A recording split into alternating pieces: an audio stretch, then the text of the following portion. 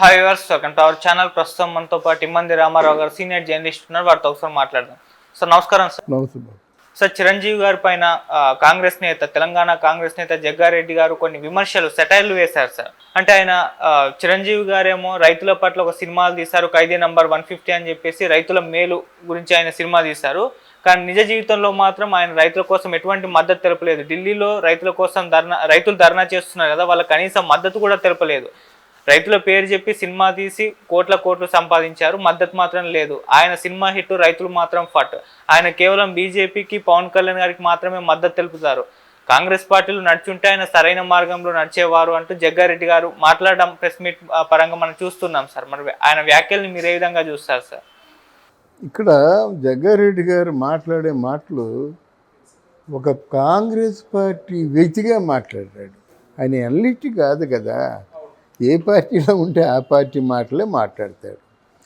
అక్కడ తొందరపాటు ఎక్కడ జరిగిందంటే, వృత్తి వేరు, ప్రవృత్తి వేరు.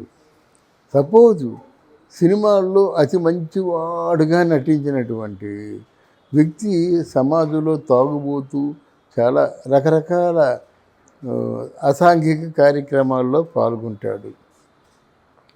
సినిమా ఆవిడ పేరు చెప్తే అడిలిపోయేటువంటి సూర్యకాంతమ్మ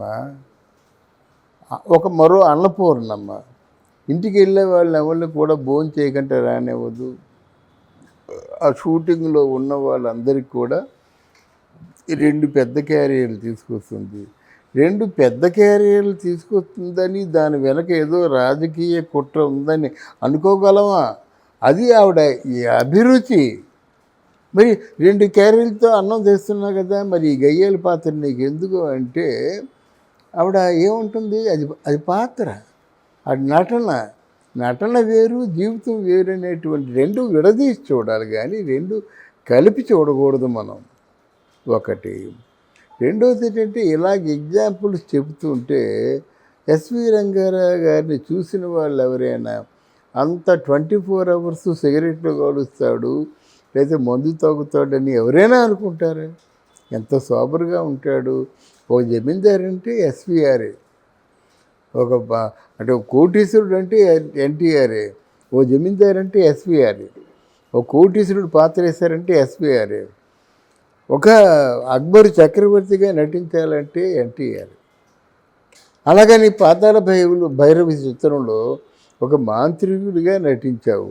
మరి జమీందారు పాత్రలో నీ మంచి పేరు వచ్చింది కదా, మాంత్రికుడిగా ఎందుకు నటించావు అంటే అది నటన. ఇలా కూడా ఇది చిరంజీవి గారు కాంగ్రెస్ పార్టీలో ఉన్నప్పుడు టూరిజం మినిస్టర్గా ఉండేవాడు కదా. మరి టూరిజం శాఖను చూసుకున్నాడు తప్ప ఏదో ఆయనకి ఈ పార్టీలో ఉండబట్టి వ్యక్తిగతమైన ఇబ్బందులు కొన్ని రాబట్టి ఆయన మళ్ళీ సినిమా ఫీల్డ్కి వెళ్ళి సినిమా చేసుకుంటున్నాడు. అందులో కథ ఏమిటంటే, రైతులు ప్రోత్సహించే కథ, రైతులకి వెన్నుదన్నుగా నిలిచే కథ కానీ చేశాడు. తర్వాత నీ తమ్ముడికి తమ్ముడికి సపోర్ట్ చేసావంటే, ప్రపంచంలో ఎవరైనా తమ్ముడికే సపోర్ట్ చేస్తారు, ఇతరులకు సపోర్ట్ చేయరు.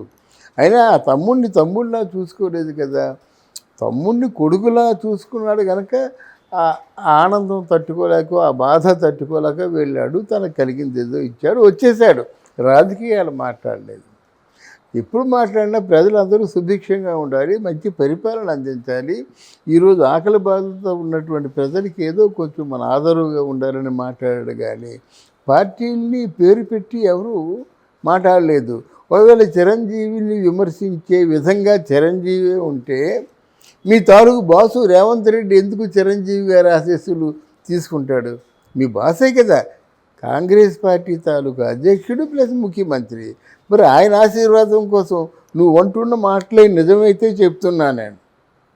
జగ్గారెడ్డి అంటున్న మాటలు నిజమైతే మరి రేవంత్ రెడ్డి చిరంజీవి గారి ఆశీస్సులు ఎందుకు తీసుకుంటాడు?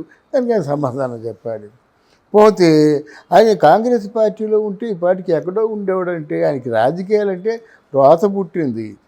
ఇక రాజకీయాల్లో ఉండకూడదు అనుకునే ఆ రాజకీయాల్లోకి వస్తున్నందుకు తమ్ముడిని కొంచెం హార్స్గా మాట్లాడాడు. నీకెందుకురా రాజకీయాలు, నీ పార్టీ పెట్టాను ఆగిపోయాను, మళ్ళీ నువ్వు పార్టీ పెట్టాలా? మాట పెరిగింది, కొన్నాళ్ళు మాట్లాడుకోవడం కూడా మానేశారు. అంత ఖచ్చితంగా ఉన్నారు.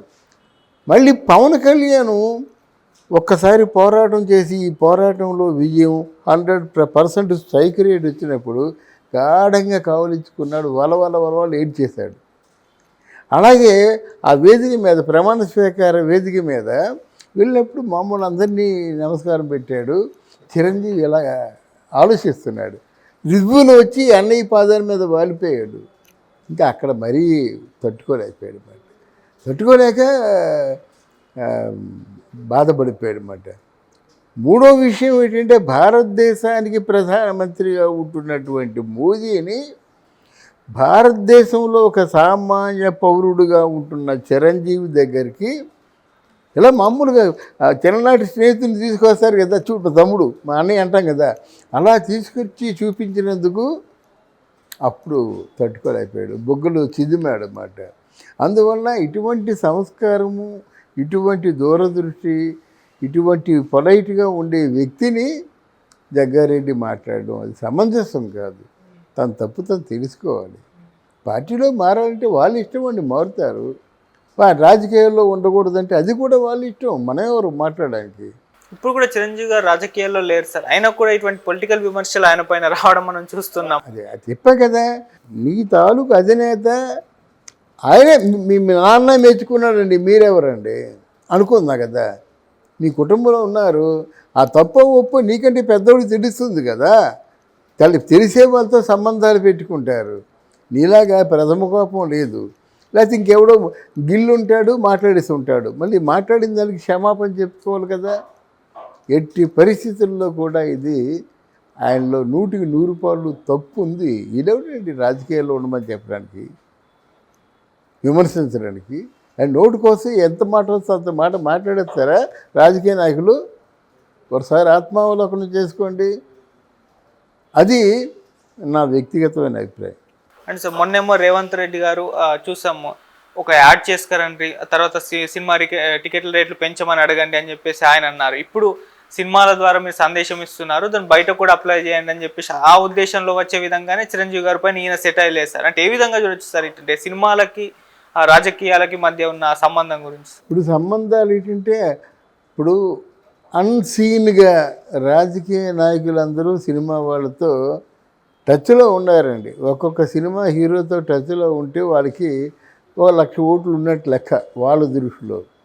సినిమా వాళ్ళు కూడా రాజకీయ నాయకులతో టచ్లో ఉన్నారండి. వాళ్ళు సంపాదించిన వేల కోట్ల రూపాయలని కాపాడుకోవాలంటే రాజకీయాలు తప్ప మరో మార్గం లేదు. రెండు కలిసిపోయినారు, పాలు తేనెల్లాగా అంటాం కదా, అంత మధురంగా కలిసిపోయారు అన్నమాట.